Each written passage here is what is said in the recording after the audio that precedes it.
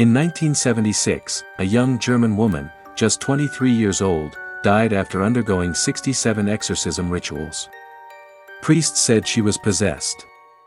Doctors said she was ill. But the audio recordings made during the rituals reveal something that defies explanation to this day. Her name was Anneliese Michel.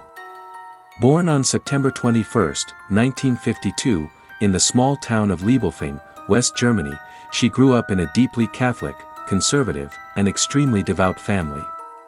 Her parents, Joseph and Anna Michel, were known for their religious strictness. Faith was not just part of the household routine, it was the absolute center of family life. Frequent masses, regular confessions, penances, and daily prayers were part of the young woman's upbringing from childhood. To understand what happened to Anneliese, it is necessary to understand the environment in which she grew up. Her mother carried a past marked by religious guilt. Before getting married, she had a daughter out of wedlock, something that, at the time and in that community, was seen as a grave sin. The child died young. Public shame and moral pressure left deep scars. Many scholars believe that this feeling of guilt influenced the rigid upbringing imposed on her daughters who came after her. Anneliese was described as intelligent, introverted, and extremely religious. She excelled at school and dreamed of becoming a teacher. Nothing indicated that her life would take a turn that decades later would be debated in courts, universities, and documentaries around the world. The first signs appeared when she was 16 years old. In 1968, she suffered a sudden fainting spell at school. The episode was initially treated as an isolated incident. But months later, new crises followed. Involuntary tremors. Loss of consciousness. Strange sensations that she described as an overwhelming pressure on her body, as if something were suffocating her. At certain times, she reported being unable to control her own movements. Doctors diagnosed temporal lobe epilepsy, a neurological condition that can cause seizures, altered perception, and intense sensory experiences. Anneliese began treatment with anticonvulsant medication. For a while, there seemed to be improvement. But something different began to happen. She started reporting visions. She said she saw demonic faces. She smelled strange odors, like sulfur and decaying flesh, even when no one else noticed anything. During prayers, she claimed to hear voices mocking her. Voices that insulted religious symbols. According to her accounts, these voices said she was condemned. The family initially interpreted it as part of the illness. But when Anneliese began avoiding churches, refusing to enter temples and claiming to feel an invisible force preventing her from crossing the doors, the situation took on a new meaning within the home. For a deeply Catholic family, this didn't seem like just a neurological problem. At one point, Anneliese reportedly told her mother, "They won't let me pray. They say I belong to them." The phrase, repeated in later testimonies, would be remembered years later during the trial. While doctors adjusted medications, the symptoms intensified. Episodes of aggression emerged. Abrupt mood swings. Isolation. On certain occasions, her voice seemed to change tone, becoming deeper and rougher. The young woman, who had previously actively participated in Mass, now said she felt physical pain when listening to prayers. In 1973, after multiple medical consultations and without significant improvement, the family began to consider another explanation. Anneliese believed she was possessed. And, gradually, her parents came to believe it too. Germany in the 1970s still maintained a strong Catholic tradition in several regions. Exorcisms, although rare and officially regulated by the Church, were not unknown. But authorization required rigorous criteria. Before any ritual, the Church demanded a detailed medical evaluation to rule out psychiatric causes. The case began to move in two parallel directions: medicine and faith. While neurologists maintained the diagnosis of epilepsy accompanied by religious psychosis, Anneliese insisted that she was not just ill. At one point, she reportedly said, "This is not an illness. They talk to me. They tell me things I don't want to hear. The accounts began to circulate among local priests. One of them, Father Ernst Alt, visited Anneliese. After talking to her and observing her behavior, he came to believe that something beyond a medical condition might be happening. He reported to the church that the young woman was showing signs that, according to Catholic tradition, could indicate possession. But authorization did not come immediately. Meanwhile, the episodes continued. And what was only beginning would transform the life of that family into one of the most debated supernatural cases of the 20th century. In the months that followed, Anneliese Michel's condition did not show consistent improvement, despite continuous medical treatment. Anticonvulsant medications were adjusted, new drug combinations were tested, and psychiatrists began to monitor the case more closely. The predominant diagnosis remained temporal lobe epilepsy associated with psychotic disorders of a religious nature. For medicine, the symptoms had a clinical explanation. For the family, something didn't add up. Anneliese began to report increasingly intense experiences. She said she saw shadowy figures around her bed at night. She claimed to feel a constant presence watching her. At certain times, she described the sensation that her body did not completely belong to her. According to later testimonies, she stated that external forces were trying to control her movements and thoughts. In one of the accounts preserved by people close to her, she reportedly said, "They are here. They laugh when I try to pray." The family began to record some behaviors that they considered inexplicable. Anneliese avoided religious objects, averted her gaze from crucifixes, and refused holy water. When pressured to enter a church, she claimed to feel intense pain in her knees and legs, as if something physically prevented her from crossing the threshold. Father Ernst Alt, who had been monitoring the situation, began visiting the young woman more frequently. He did not rule out the possibility of mental illness, but stated that certain behaviors went beyond what he usually observed in clinical cases. In a report sent to the local ecclesiastical authority, he described abrupt changes in voice, unusual physical strength during crises, and extreme resistance to sacred symbols. Meanwhile, Anneliese herself demonstrated a growing conviction that she was possessed. She said that there were multiple entities inside her. At one point, she claimed there were 6. When asked who they were, she reportedly mentioned names associated with Christian demonological tradition. These statements would later be used both by proponents of the possession theory and by psychiatrists who argued that these were structured delusions based on strong religious upbringing. Tension within the household increased. The episodes became more frequent and longer. In some instances, Anneliese entered altered states of consciousness, speaking aggressively with an unusual intonation. Family members reported that, at times, she seemed not to recognize the people around her.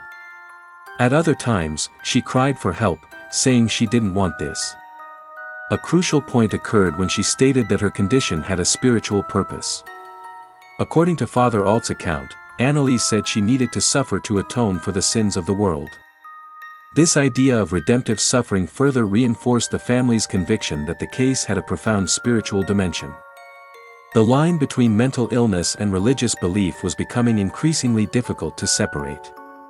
Despite Father Alt's insistent requests, the church still hesitated to authorize a formal exorcism. The official ritual required the bishop's authorization and could only occur after confirmation that all medical causes had been duly considered. Documents show that doctors continued to assert that the case was treatable with appropriate psychiatric care. But inside the Michel family home, the perception was different. The nights became particularly difficult.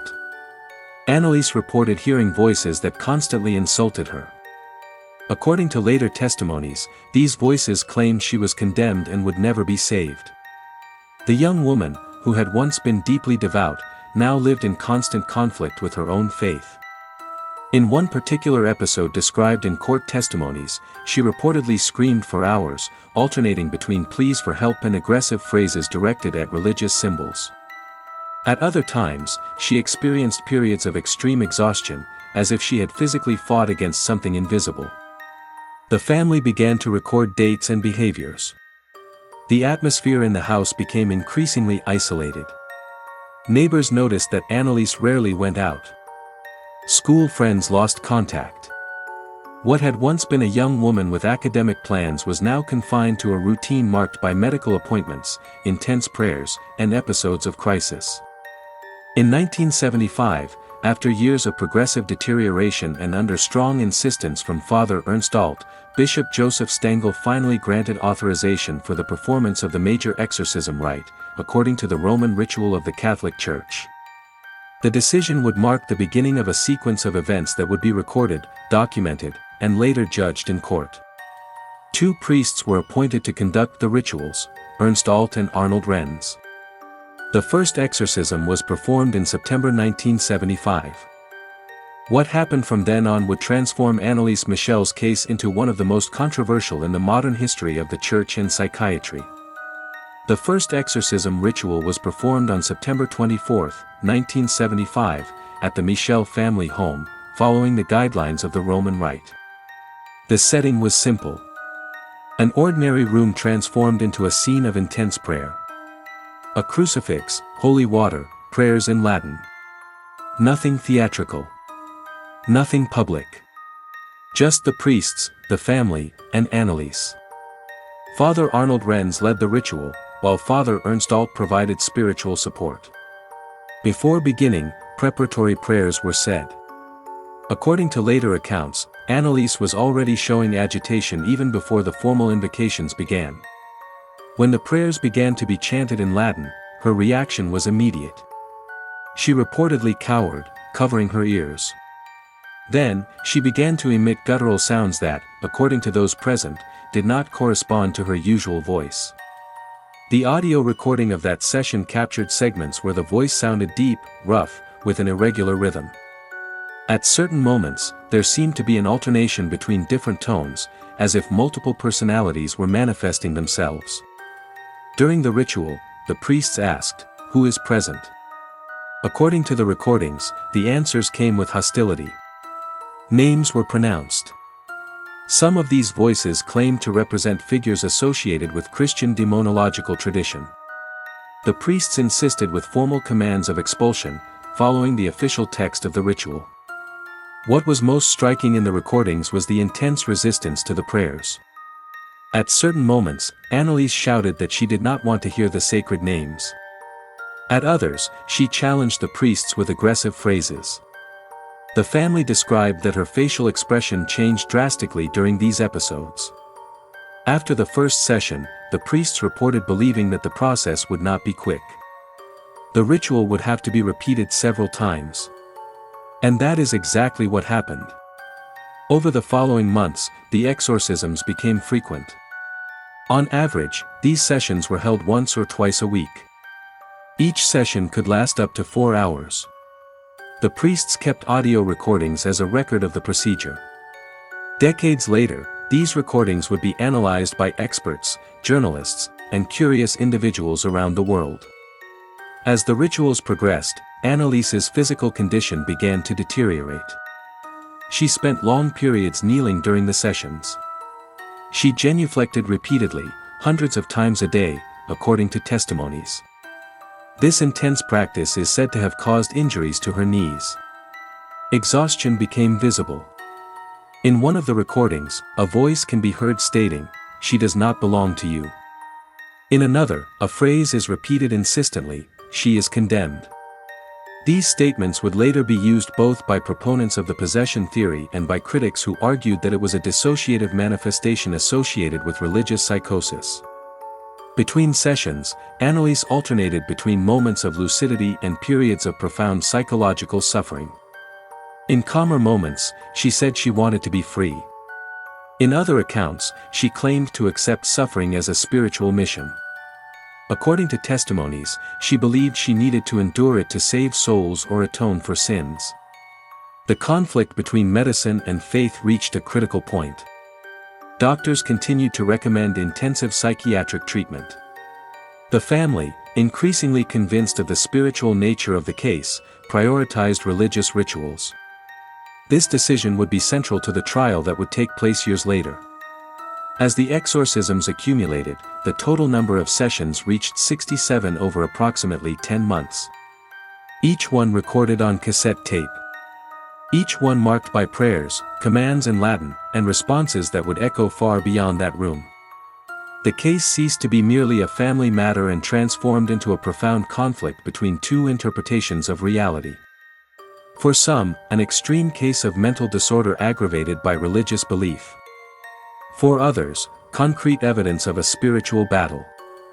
And as the months progressed, Anneliese's condition became increasingly fragile. As the rituals were repeated, the physical and emotional exhaustion became increasingly evident. The sessions usually took place in the family home, in Anneliese's room, away from public exposure. There was no audience, no spectacle. There were long prayers, firm commands, and responses that alternated between pleas and hostility. The audio recordings from the exorcisms reveal a recurring pattern. Father Arnold Renz began with formal prayers, invoking divine authority.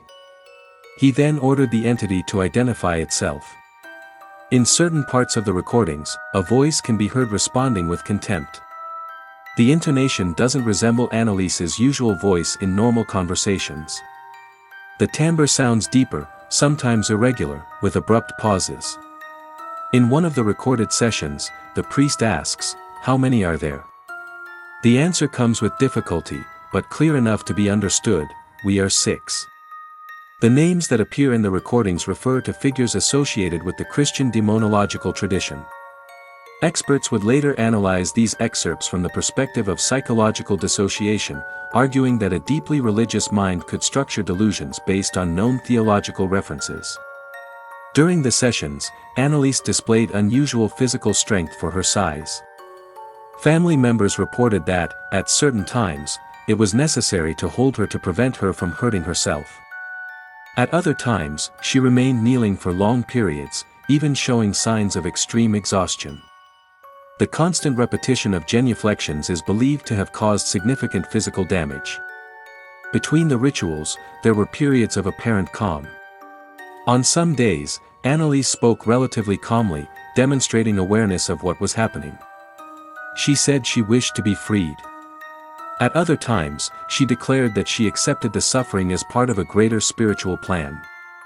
According to Father Alt's testimony, she believed she was participating in an invisible battle, necessary for the salvation of others. The physical deterioration became progressive. Her eating became irregular. At times, she claimed that the entities prevented her from eating. At other times, she said she did not deserve food. Doctors warned of the risk of her condition worsening. The recommendation was clear: intensify hospital treatment. But within the house, spiritual conviction prevailed. The family believed that interrupting the rituals could strengthen the supposed entities. For them, exorcism was the only possible way.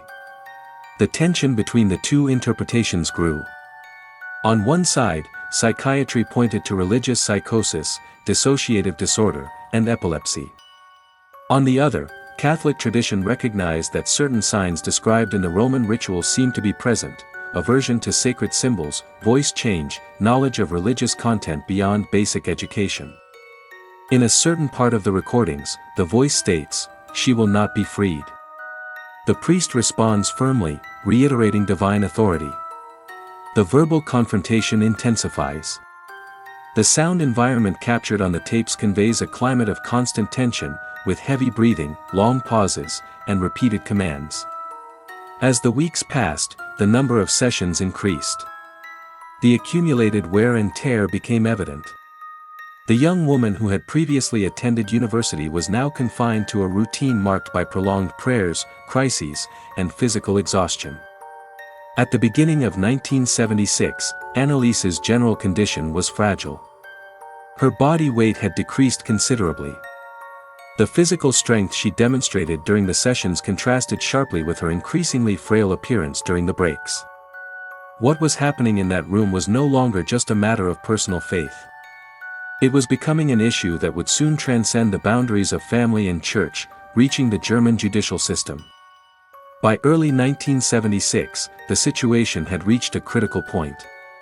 The exorcism sessions continued regularly, but Anneliese Michel's physical condition was becoming increasingly fragile.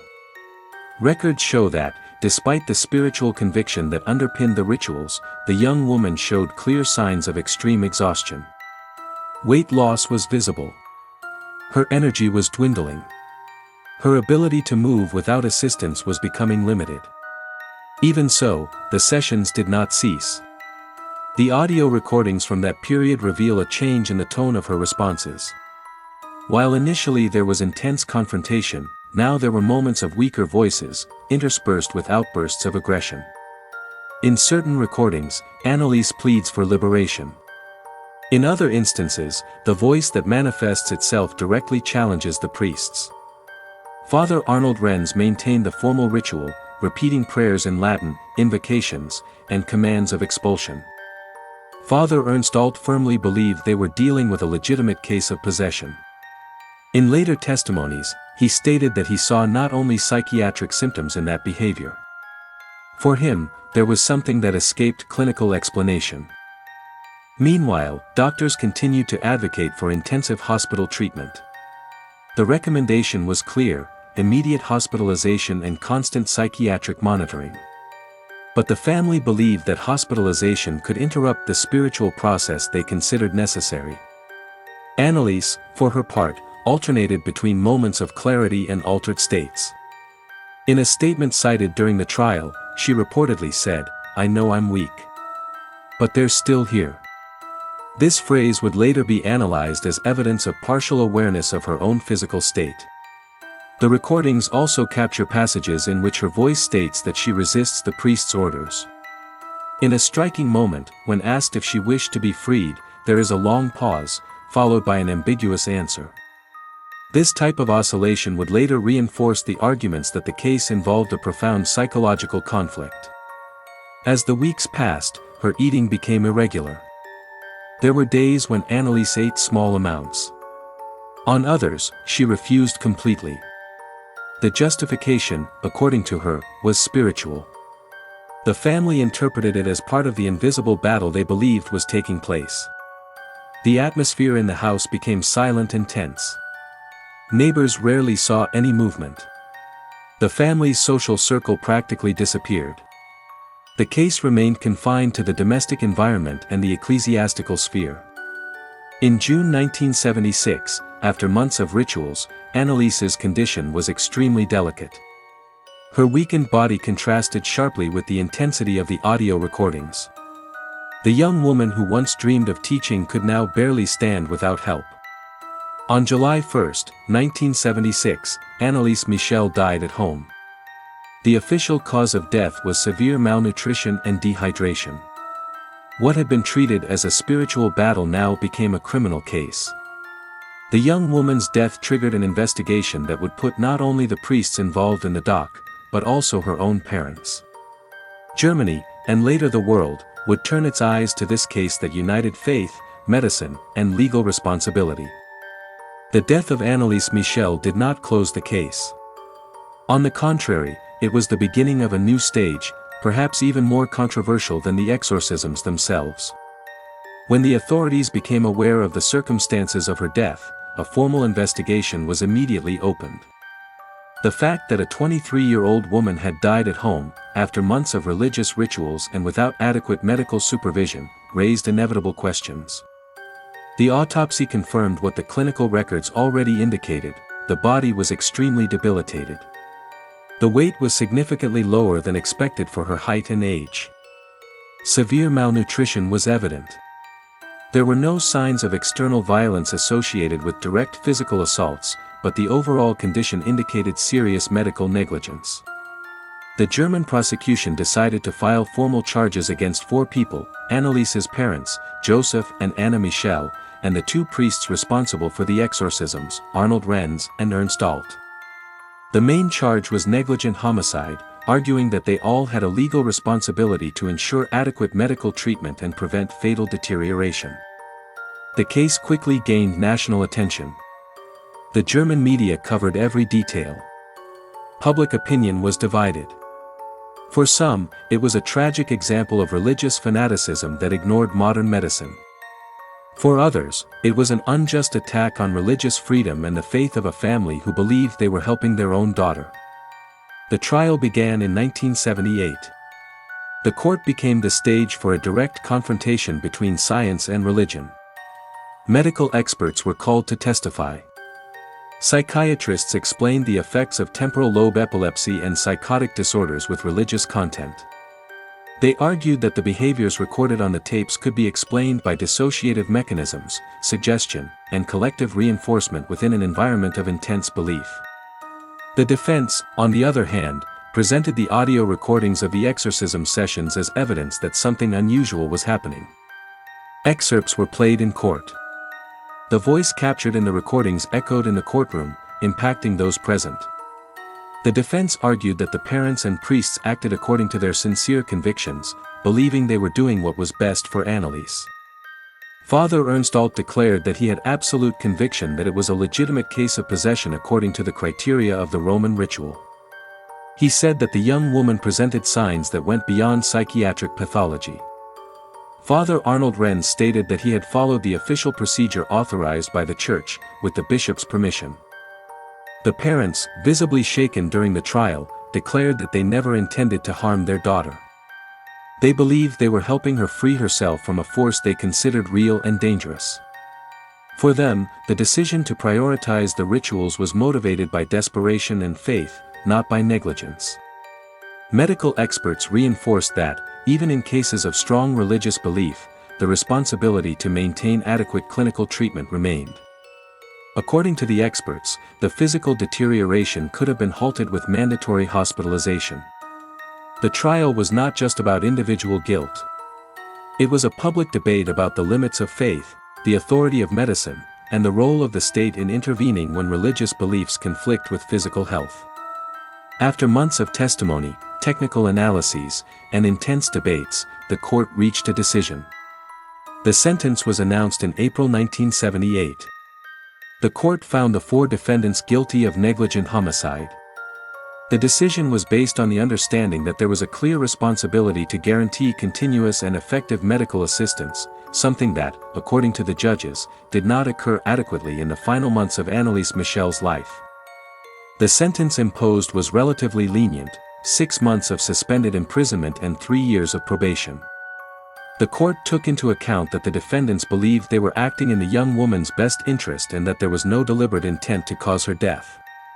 Even so, the court emphasized that religious convictions do not negate basic legal obligations related to the protection of life. The decision divided opinions. Some considered the sentence too symbolic, arguing that the case demonstrated a serious failure to prevent an avoidable death. Others saw the conviction as a dangerous precedent, suggesting that the state was interfering excessively in religious practice.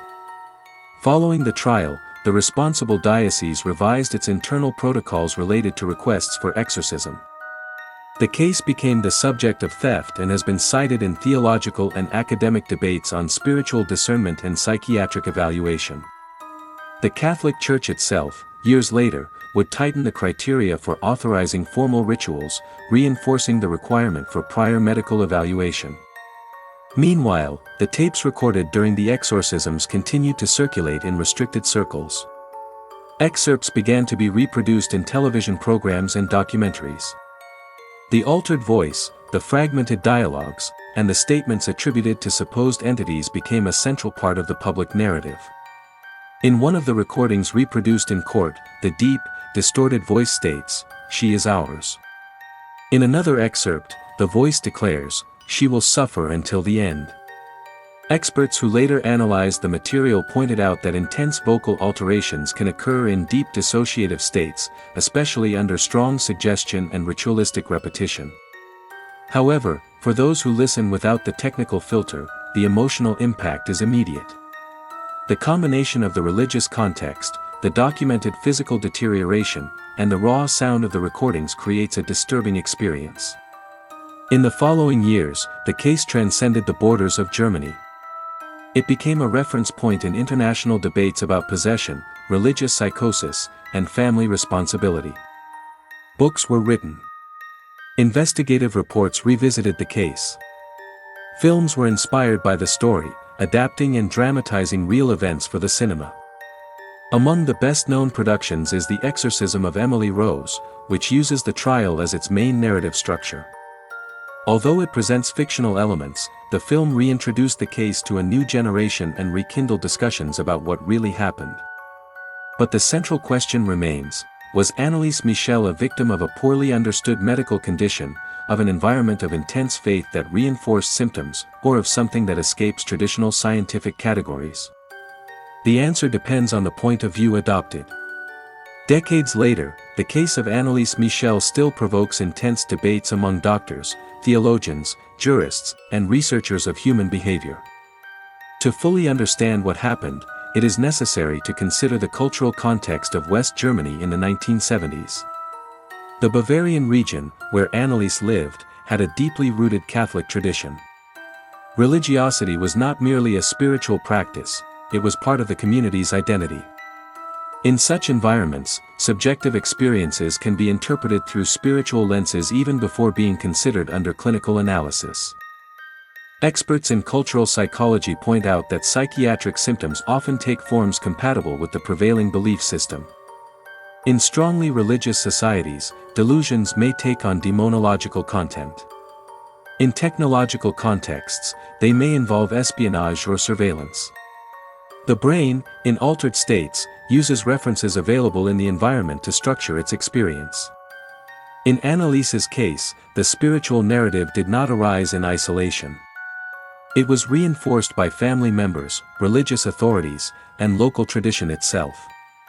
Each new episode was interpreted as confirmation of an ongoing spiritual battle. This cycle of validation can intensify symptoms and solidify beliefs. At the same time, there are medical records indicating temporal lobe epilepsy, a neurological condition associated with altered perception, states of religious ecstasy, emotional hypersensitivity, and unusual sensory experiences.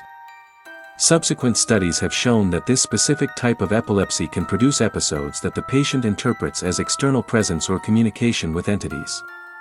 Psychiatrists who retrospectively analyze the case suggest that the interruption of medication, combined with prolonged fasting and progressive social isolation, may have dramatically worsened the clinical picture.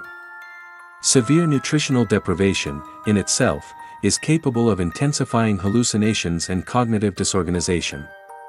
But there is an element that continues to intrigue many researchers: the physical intensity demonstrated during the rituals. Witnesses reported unusual strength and prolonged endurance. However, physiology experts explain that extreme states of stress and adrenaline release can produce temporary peaks of strength above the usual pattern. Another point frequently cited is the voices recorded on the tapes. Audio technicians who analyzed the material state that severe vocal distortions can be produced by extreme tension in the vocal cords, irregular breathing, and laryngeal compression. In intense emotional situations, the human voice can take on surprising tones. The interpretation, therefore, depends on the lens adopted. For those who believe in spiritual intervention, the case remains evidence of real possession. For the medical community, it is a tragic example of mental illness aggravated by belief and lack of adequate clinical intervention. But perhaps the most disturbing part is not in the explanations. It lies in the inevitable sequence of decisions made over months, each seemingly logical within its context, which, added together, led to a fatal outcome. The case is not just about faith or science.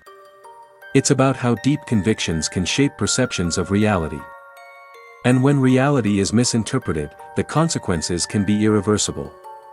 Looking back, with the distance of almost 5 decades, the case of Anneliese Michel reveals something even more unsettling than the recordings or the trial. It exposes the fragility of the line that separates belief, diagnosis, and responsibility. Documents from the trial show that, at a certain point, there were healthcare professionals involved. Medications were prescribed. Consultations took place. It wasn't a total absence of medicine. What happened was a gradual shift in trust. As treatments failed to produce immediate visible results, spiritual interpretation began to take center stage. This shift didn't happen overnight. It was gradual. First, medicine and faith coexisted. Then, faith took the lead. Finally, it became the only resource considered effective. This pattern is studied today in social psychology as reinforcement of belief under stress. When a group shares a common interpretation of an event, any ambiguous evidence tends to be reinterpreted to confirm that narrative. In Anneliese's case, each crisis was seen as proof of possession. Each resistance to rituals was understood as a demonic manifestation. The cycle was self-reinforcing. There are records that, in her final months, Anneliese said she accepted suffering as part of a spiritual mission. In one of the transcribed excerpts from the recordings, she states that she offered her suffering for the redemption of others. For researchers, this statement may reflect a deep internalization of the religious narrative surrounding her. During the trial, prosecutors argued that, regardless of religious beliefs, the young woman's physical condition required immediate medical intervention. Her body showed clear signs of extreme deterioration. The central question was not whether the parents believed they were right, but whether they should have acted differently given the physical evidence. The defense insisted that Anneliese herself, already of legal age, had expressed a desire to continue the rituals. This claim brought up another complex debate: to what extent does a person in a possible psychotic episode have full capacity to consent? Experts heard in the trial stated that severe psychiatric disorders can compromise judgment and autonomy. If the perception of reality is altered, decisions made under this condition may not reflect a fully free will. The court considered that there was shared responsibility. The omission was not seen as malice, but as a failure to recognize limits. Another rarely discussed aspect is the subsequent impact on the family. After the sentence, the parents lived under intense public scrutiny. The house became an informal place to visit. People interested in the case sought out the location as if it were a historical landmark. The intimate tragedy transformed into collective curiosity. Over the years, Anneliese's name began to circulate in religious forums, documentaries, and film productions. Her story was reinterpreted, adapted, dramatized. Each version added new layers of narrative. But behind all of this lies an undeniable fact: a 23-year-old woman died after months of extreme physical suffering. And this leads us to the most uncomfortable question of all. If you were in that house, hearing those voices, witnessing those crises, would you have done something differently? For the American public, accustomed to courtroom narratives and confrontations between experts, the case of Anneliese Michel fits almost perfectly into the structure of a legal drama. But, unlike fiction, there was no predefined script here. There were only human decisions made under pressure. In the United States, cases involving faith and medical responsibility have reached the courts numerous times, especially when religious treatments replace clinical interventions. Therefore, Anneliese's story crossed the Atlantic quickly. It engaged with existing debates: how far does religious freedom go when life is at risk? What makes this case particularly disturbing is that there is no classic villain. There are no records of intentional cruelty. There is no evidence of deliberate violence aimed at causing pain. What exists is conviction. Absolute conviction. And convictions, when unquestioned, can become dangerous. During the trial, experts explained that temporal lobe epilepsy can cause intensely vivid experiences, including a sense of presence, inner voices, and states of religious ecstasy. In deeply religious environments, these experiences can be immediately interpreted as spiritual, reinforcing the cycle of belief. But there were also those who argued that some elements escape traditional clinical explanation. The intensity of the recordings, the physical resistance described by witnesses, and Anneliese's own conviction were presented as evidence of something beyond medicine. This conflict between scientific interpretation and spiritual reading transformed the process into a broader cultural debate. It is important to highlight that, after the case, the Catholic Church itself revised internal guidelines related to exorcism. Procedures began to require more rigorous medical and psychiatric evaluations before any formal authorization. The episode served as an institutional warning.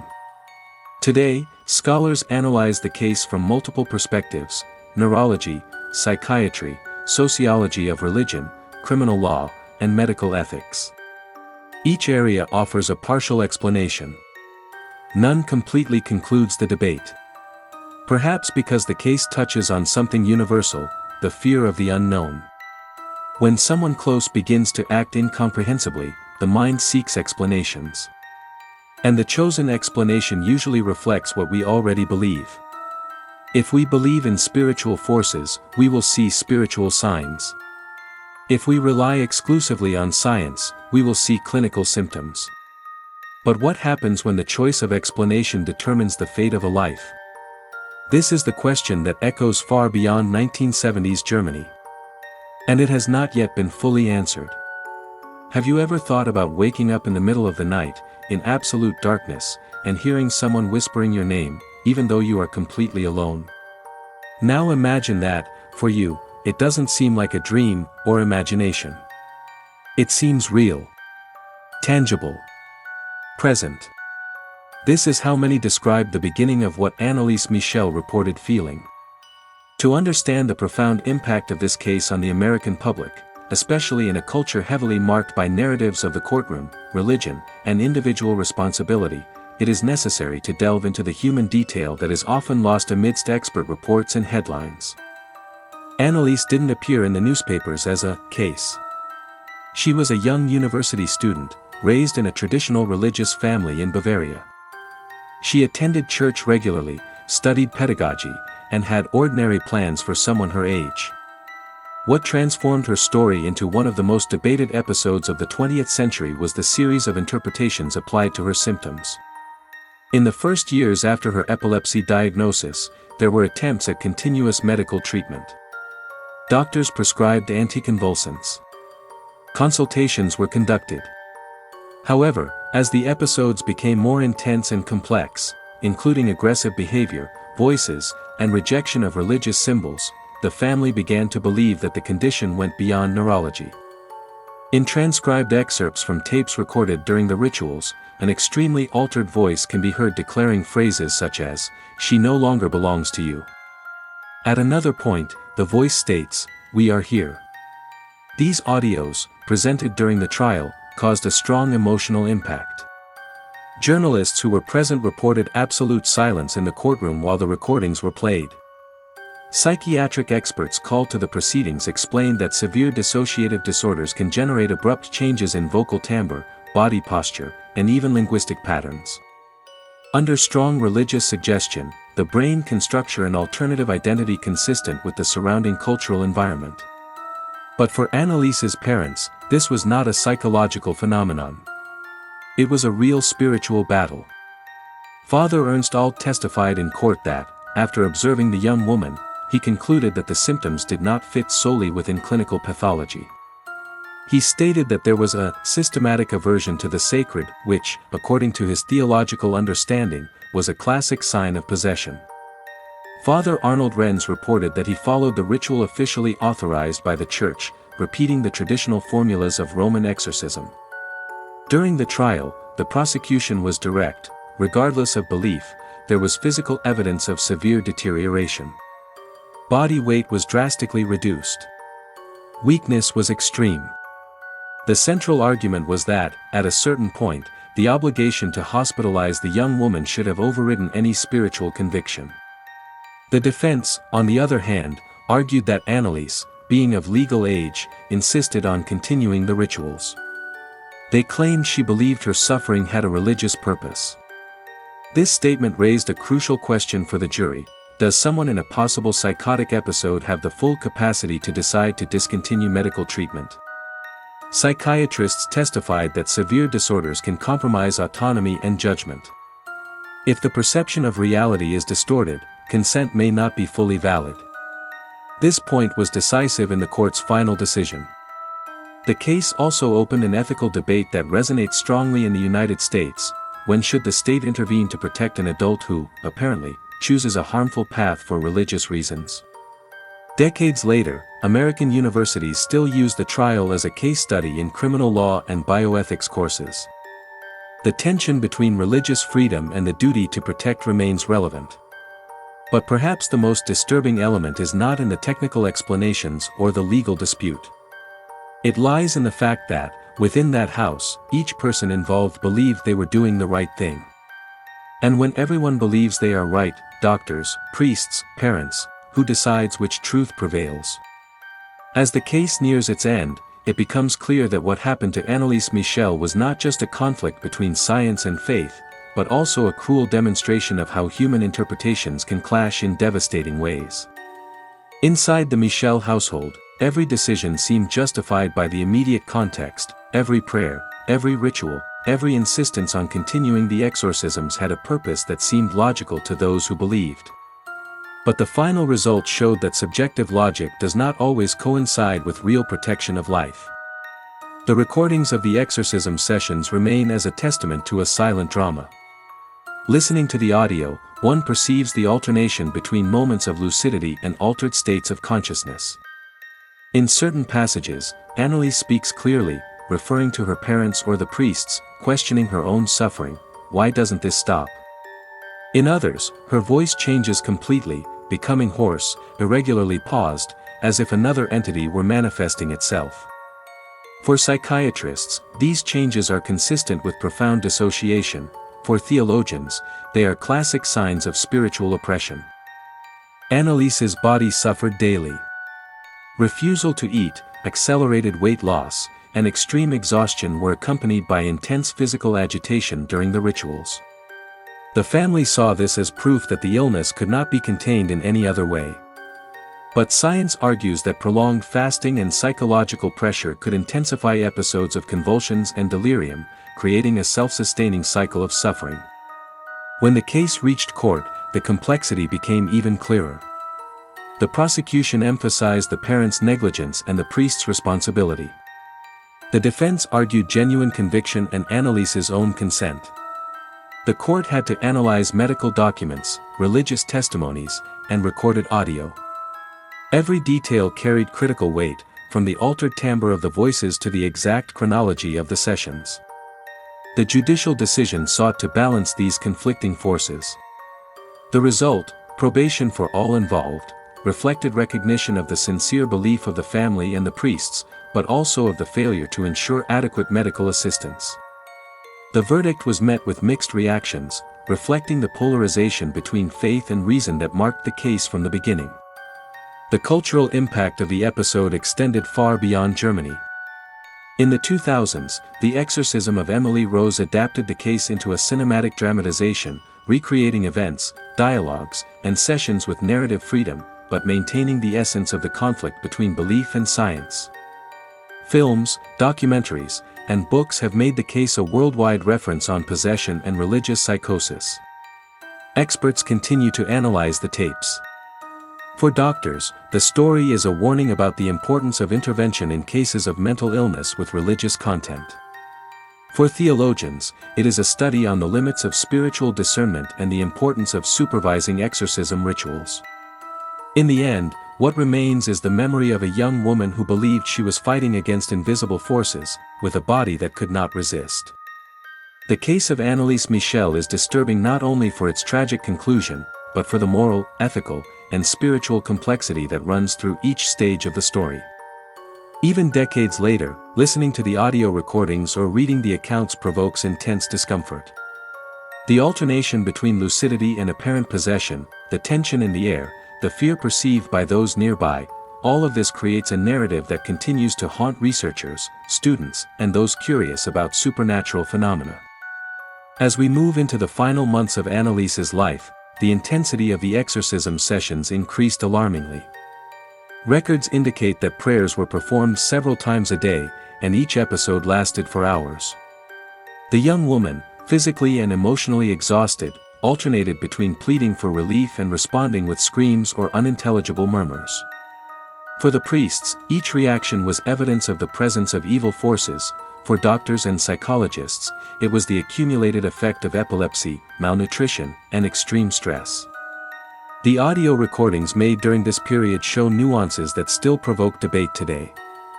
In some parts, Anneliese's voice rises almost supernaturally, speaking in the third person and asserting that evil would not allow her liberation. In others, her own voice emerges in clear confusion, demonstrating lucidity and fear. This alternation creates a disturbing auditory experience. The listener feels the tension, despair, and emotional collapse in real time. Family, friends, and neighbors who occasionally visited reported drastic changes in Anneliese's behavior. She would isolate herself for hours, reclining on her bed, staring fixedly at seemingly ordinary objects, as if she saw something that no one else saw. The spiritual narrative imposed by her family and the priest solidified in the young woman's mind. Each act of suffering was interpreted as an essential spiritual battle for her own salvation and for the redemption of those around her. In court, these recordings became central to both the prosecution and the defense. Experts in neurology, psychiatry, and physiology analyzed each excerpt, explaining that changes in voice, breathing patterns, and abrupt gestures could be reproduced by extreme states of epilepsy or dissociation. For the prosecution, however, the seriousness of the physical neglect could not be ignored. The failure to provide adequate nutrition, hydration, and medical supervision transformed personal beliefs into a real risk of death. The parents, during the trial, reported feeling they were helping their daughter, protecting her from an invisible evil. They expressed that each decision, however controversial it might seem, was grounded in faith and the conviction that intervening otherwise could endanger her soul. The priest's defense also revolved around sincerity and good faith. They believed that each ritual was a measure of spiritual protection, not a way to harm Anneliese. Even with all the medical analysis, the recordings have something that transcends rational explanations: the feeling of intense presence, of invisible conflict, and of spiritual urgency that permeated every phrase, every groan, and every sigh. For those who listen without technical filters, the effect is almost immediate, a mixture of physical discomfort and emotional tension. Today, researchers consider the case a complex combination of factors: temporal lobe epilepsy, dissociative disorder, cultural and familial reinforcement, and intense spiritual beliefs. It is an extreme example of how faith, mind, and body can interact in unexpected and ultimately devastating ways. Reflecting on all of this, it becomes impossible to completely separate the human from the spiritual, the medical from the religious. The case of Anneliese Michel continues to be studied as a warning about the limits of belief, the fragility of the human mind, and the ethical responsibility of those who try to help. As we approach the conclusion, the human dimension of the case becomes even more evident. Anneliese Michel, a 23-year-old woman, was physically debilitated and emotionally exhausted. Each exorcism session increased her suffering, but at the same time reinforced the narrative of possession that shaped her perception of reality. For her, each scream, each murmur, and each prayer was proof of an invisible battle that had to be fought to the end. The audio recordings of the rituals remain disturbing documents. At times, her voice seems clear and rational, questioning her own situation, as if pleading for help. Why doesn't anyone understand me? At other times, her voice changes dramatically, taking on deep tones and strange pauses, as if another presence were speaking through her. Audio technicians and psychiatrists explain that such alterations can occur in extreme dissociative states, amplified by fasting, malnutrition, and prolonged emotional stress. For many, however, these sounds continue to evoke a sense of genuine terror, as if something beyond human comprehension were present. During the trial, this alternation between lucidity and altered states became crucial to the debate about responsibility. The prosecution emphasized that, regardless of religious belief, Anneliese's life should have been protected. Doctors testified that her physical condition required immediate medical intervention, something that did not occur continuously. On the other hand, the defense argued that the young woman herself consented to continue the rituals, reinforcing the ethical complexity of the case. To what extent can someone in a possible psychotic episode make conscious decisions about their own life? The court also heard the accounts of the priests responsible. Arnold Renz and Ernst Alt described each step of the ritual as part of a formal procedure, authorized by the diocese, following traditional rites of exorcism. They believed they were acting to free Anneliese from a real demonic influence. The voices, gestures, and physical resistance were interpreted as signs of spiritual oppression. For the parents, Joseph and Anna Michel, the choice to prioritize exorcism over medical intervention seemed logical, grounded in faith and hope. The verdict reflected the complexity of the case. All were convicted of manslaughter, but received light sentences with suspended sentences. The court acknowledged the good faith and intent to help, but made it clear that negligence in protecting life was a crime. The sentence provoked a mixed reaction, dividing opinions on the limits of faith and legal responsibility. After the trial, the cultural impact of the case spread. The episode began to be studied in law, psychology, and theology courses worldwide. Films and documentaries, such as The Exorcism of Emily Rose, recreated the drama, adapting the events for cinematic dramatization but maintaining the disturbing essence of the real case. Researchers continue to analyze the audio recordings and transcripts, debating whether what occurred was a manifestation of mental illness, a spiritual phenomenon, or an extreme combination of both. For those who listen to the audio recordings or read the transcripts, the experience is intense. The feeling of presence, the silent fear, and the constant urgency in Anneliese's voice evoke a tension that transcends rational explanation. The case remains a warning about the risks of isolation, belief without medical supervision, and the merging of faith and mental vulnerability.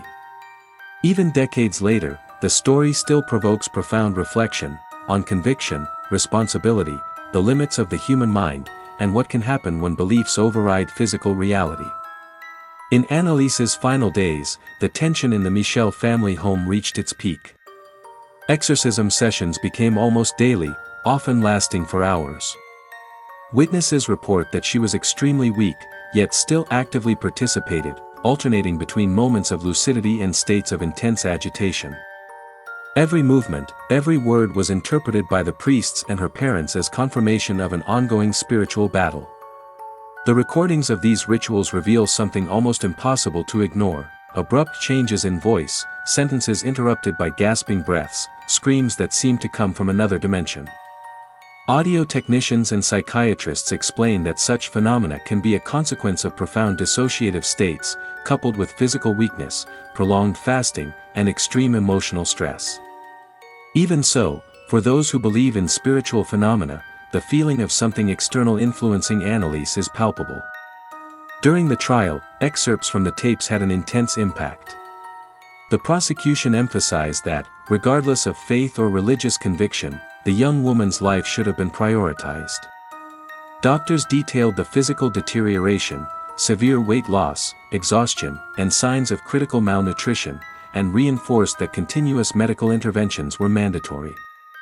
The defense argued that Anneliese consented to the rituals, believing that her suffering had a spiritual purpose. The court acknowledged the moral dilemma but concluded that legal responsibility could not be ignored. Following the sentencing, which resulted in lenient sentences with suspended sentences, the story quickly spread beyond Germany. Researchers and students from various fields, law, psychiatry, theology, and medical ethics, began to analyze the case as a landmark study. The cultural impact was further solidified by film adaptations, books, and documentaries, ensuring the story remained present in the global collective consciousness. The legacy of Anneliese Michel is disturbing. She represents the intersection of conviction, mental vulnerability, and the limits of human intervention. Her case continues to be studied as a warning about the risks of neglecting physical and psychological signs, even when actions are motivated by faith or deep belief. The narrative of her life and death highlights how beliefs can shape perceptions and decisions, and how these decisions can have irreversible consequences. More than a story of exorcism, it is an account of human fragility, of how the mind and faith can interact in extreme ways, and of the responsibility of those who have the power to make decisions about vulnerable lives. It's a lesson that transcends generations, reminding us that intention doesn't always translate into protection, and that the line between faith and mortal risk can be extremely thin. We arrive at the final part of this narrative, and here is where the full dimension of Anneliese Michel's case is revealed, laden with tension, reflection, and lessons that go far beyond a simple exorcism story. In the last days of her life, the young woman remained in a state of extreme vulnerability. With each ritual, each prayer, and each exorcism session authorized by the priests, the emotional and physical tension increased almost unbearably. Documents, transcripts, and audio recordings demonstrate that she constantly alternated between moments of disturbing lucidity, where she questioned her own situation, pleaded for help, or appeared confused, and episodes of intense agitation, screams, and unintelligible murmurs. This alternation became a symbol of the case's complexity. The young woman not only suffered but also genuinely believed she was battling forces beyond human comprehension. The recordings of the final sessions remain a disturbing record to this day. They capture nuances that defy simple explanations: abrupt changes in tone of voice, unusual pauses, moans indicating intense pain, irregular breathing, and expressions of despair that seem to come from someone struggling between two simultaneous realities.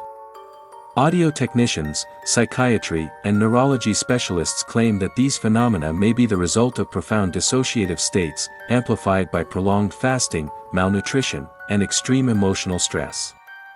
However, for those who observe the case through a spiritual lens, the impression is of a real and continuous presence, influencing and inflicting suffering on the young woman in almost palpable ways. At the trial, the tension recorded in the recordings was decisive. The prosecution repeatedly emphasized that, regardless of the faith or sincere intentions of the parents and priests, there was a legal and moral obligation to protect Anneliese's life. Doctors detailed the critical state of the young woman's body, describing severe weight loss, signs of extreme malnutrition, weakness, and exhaustion. They argued that medical intervention should have prevailed over any religious conviction, and that the lack of proper care directly resulted in the irreversible deterioration of her health.